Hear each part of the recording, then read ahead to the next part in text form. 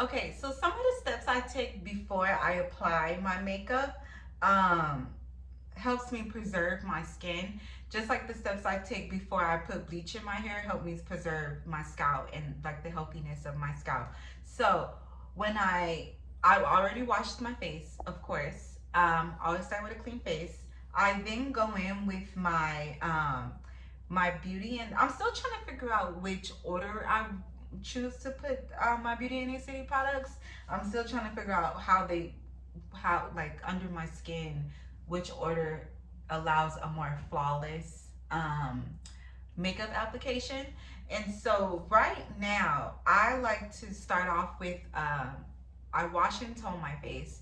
And then I go on with my Beauty in the City vitamin C serum. And so I discovered, I know I've been talking about like what's my favorite product.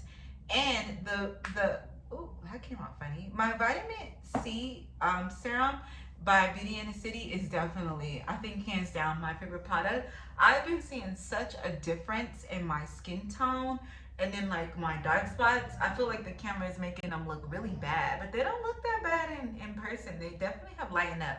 They look real aggressive on camera. That's like, you know how they say like your Snapchat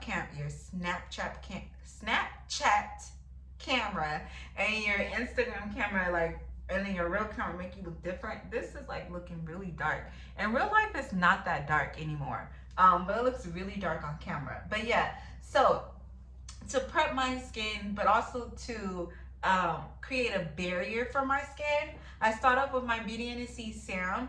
I think that's what the word I'm trying to get to.